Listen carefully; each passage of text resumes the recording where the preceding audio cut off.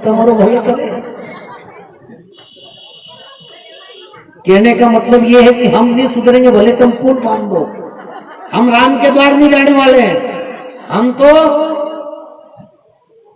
पक्की लोया की घड़ी लेके आया है। लोयो न तो सड़े न गले न कहीं नहीं हो, पर ये लोयो खुद का जन्म से ही खराब हो जाए प्यारे। कल ध्यान दीजिए, आप यहाँ कथा में बैठे हो तो ये जो ढक्कन है नहीं, अज्ञान को के खोल दो।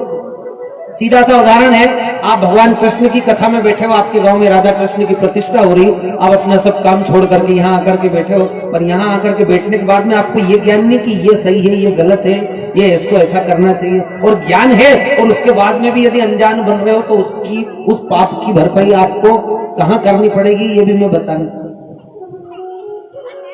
मान लिया जाए हरिद्वार जाओ और आपको मैं एक बाटल दे दूं और उस बाटल के सामने, बाटल को खोल करके ढक्कन आपके सामने कीचड़ भर के उस बाटल को ढक्कन लगा करके दे दूं आपको कि साहब ये बाटल ले जाओ हरिद्वार में इसको डुबकी लगवा लाना।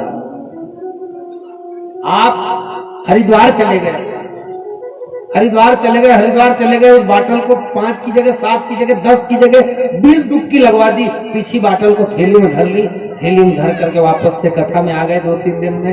अब मान लो कि उस बाटल को खोल के ढक्कन में तुमको चरनामत दूं, जिस बाटल के अंदर कीचड़ भरा हुआ है, तो क्या तुम उस चरनामत को ग्रहण करोगे?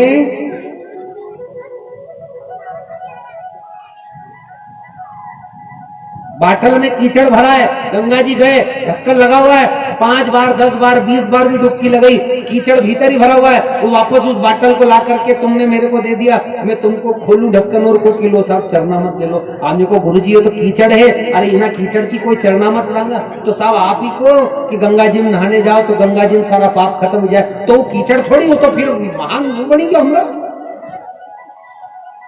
कीचड़ थोड़ी हो, वो तो महान अमृत हो गया।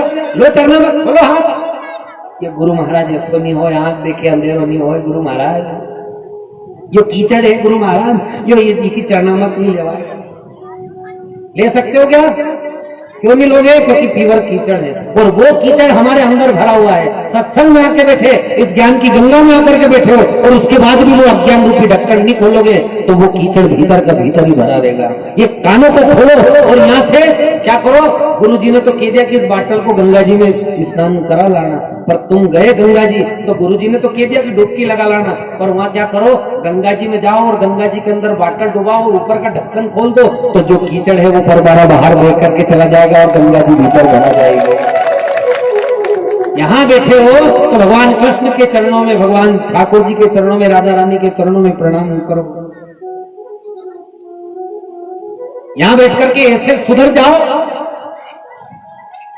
कि आने वाली पीढ़ियां याद करे, तुम्हारी सासुएं भी याद करे। और आज की कथा सुन करके एक बात जरूर करना, सालों साल से नहीं बोली हो, भले सासू मरी गई हो, फोटो लगी हो, जिंदी हो तो जाके ना आज शाम के उनके 4 बजे ना जाओ, नहीं तो पल्लो छोड़ दो न, पल्लो छोड़ी के ना अपनी सासू माँ के प्रणाम कर लीजो। आपके सासू नहीं बोलती होगा, बोलने लग जाएगा कि आज तो सही में भी कथा सुनी चाहिए। बोलते भाइयों से निवेदन है, आप अपने पिताओं से नहीं बोले हो तो अपने घर जाकर के अपने पिताजी भले बूढ़े हो, उम्र कितनी भी हो, आज उनके पांव में जाकर के उनको प्रणाम कर लेना। पिताजी पूछेगा, घर में सोच में मगन हो जाएगा, क्यों आज कहाँ गए तो छोरो, भाई कहेगा आज कथा में गए तो, सही में भी कथा सुधार देती है आदमी को जीवन, ये बात मेरे को पता चल गया। करके देखो, आप यदि ये काम करना चालू कर दोगे तो कथा में आकर के आपका कथा सुनना सार्थक हो जाएगा, नहीं तो कथा सुनना व्यर्थ है प्यारे। कुछ नहीं होता कथा में बैठ करके, यहाँ बैठो ढक्कन लगा हुआ है, जब तक वो ढक्कन नहीं खुलेगा तब तक भगवान कृष्ण की कृपा नहीं घोषणा